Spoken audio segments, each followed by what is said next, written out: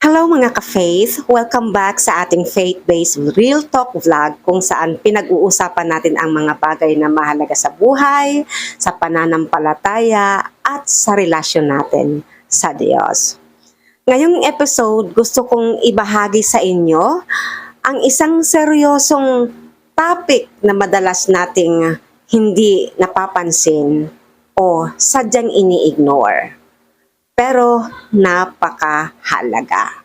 Hi everyone! Welcome to Marisol Templo Talks. This channel is all about real talk, current events, and everyday life, grounded in faith, family, and truth. Dito, open po tayong pag-usapan ang mga isyung may kabuluhan at makakatulong sa paghilom, pagbangon, at paglago natin sa totoong buhay. Sino nga ba ang mga taong sinabi ng Diyos na dapat nating iwasan? Hindi ito para manghusga, kundi para magkaroon po tayo ng discernment upang mapanatili nating malinis ang ating lakad sa harap ng Diyos. Tandaan, lahat tayo tinatawag magmahal. Pero may mga tao rin na malinaw ang sabi ng Panginoon o ng Diyos, have nothing to do with them. Iwasan daw po natin, pakaiwasan daw po. Kaya ngayon, ibabahagi ko sa inyo ang 10 klase ng tao na dapat iwasan ng mga tunay na Kristiyano. Ranked according to how spiritually dangerous they are. And let's begin. False teachers. Romans 16 verse 17.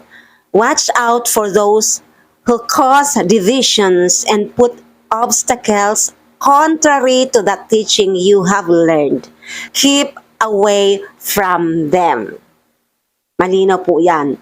Keep away from them. Ito ang mga nagtuturo ng maling aral. Sila yung mali ang doktrina at tinutwist ang Bible para sa pansarili nilang agenda. Sila yung mga pinakadelikado kasi sila mismo ang nagpapanggap na mula sa Diyos pero nilalason nila ang katotohanan.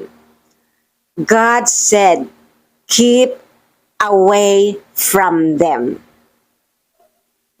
Malinaw po yan. Keep away from them, sabi ng Panginoon. Deceivers and manipulators. 2 John 1 verses 10 to 11. It says, do not welcome anyone who does not bring the true teaching. Ito naman yung mga mapanlinlang, maarte magsalita, napakalinis, magaling magsalita. Kunwari, makadiyos. Pero, ginagamit ang pananampalataya para kontrolin, manipulahin, o iligaw ang iba. Kaya, kapag ini-entertain mo sila, kasama ka na rin sa kanilang kasalanan. Ayon po ito sa Biblia. Hypocritical Christians living in sin. Yes po, marami po talaga mga ipokritong Kristiyano na namumuhay pa rin sa kasalanan. 1 Corinthians 5:11, do not associate with anyone who calls himself a brother but is sexually immoral or greedy. Sila yung nagsasabing Kristiyano sila pero babad sa kasalanan. Walang repentance, walang conviction. Hindi natin sila hinuhusgan, pero kailangan nating umiwas dahil ang kompromiso ay parang virus yan. Nakakahawa po yan. So, kailangan natin silang iwasan para hindi tayo mahawa. Lovers of pleasure more than God. 2 Timothy 3 verses 4 to 5. Lovers of pleasure rather than lovers of God, having a form of godliness but denying its power. Have nothing to do with them. Mga ka-faith, ito po ang mga taong mas mahal ang kasiyahan kaysa sa Diyos. Sila yung mga taong mas inuuna ang entertainment, lakwatsa, bisyo, mga worldly happiness kaysa sa paglapit sa Diyos. Sila yung mga taong ito. Pero, pansinin nyo yung sinabi ng verse. Having a form of godliness, but denying its power. Ano ang ibig sabihin ng walang kapangyarihan? Denying its power. Marami po kasi sa kanila mukhang relihiyoso. Lagi-lagi nagsisimba, pumupunta sa simbahan lagi, regular. Marunong mag-pray. May paboritong Bible verses. Nagpupunta sa church tulad ng sinabi ko. Lagi-lagi, walang mintis. Pero ang totoo, walang epekto sa buhay nila ang pagiging makadiyos. Bakit? Hindi nakikita sa buhay nila, walang pagbabago. They look spiritual, but walang transformation. They know the words, pero hindi binabago ng Diyos ang puso nila. Hindi sila nagbabago. Meron silang form of godliness, pero walang bunga. Bakit? Dahil tinatanggihan nila ang kapangyarihan ng banal na espiritu na magbago sa kanila. Yun po yun. Ayaw nila ng conviction. Ayaw nila ng rebuke. Ayaw nila ng totoong pagbabago. Mas gusto nila ang, pleasure ng mundo kaysa ang presence ng Diyos. Ayaw nila yung mga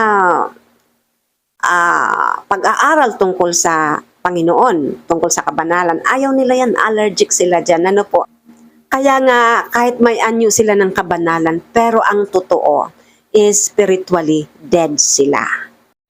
At ang matindi pa dyan, sila rin yung mga nag-i-influensya rin sa iba na okay lang yan, Kristiyano ka pa rin naman kahit ganyan. Diba? May narinig kayo nagsabi ng ganyan? Or similar? Sila yung mga nagsasabi na huwag masyadong seryoso kay Lord. Enjoy life muna. Narinig nyo na yan?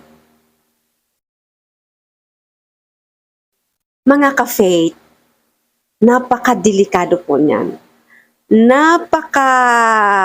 That's really a very dangerous influence.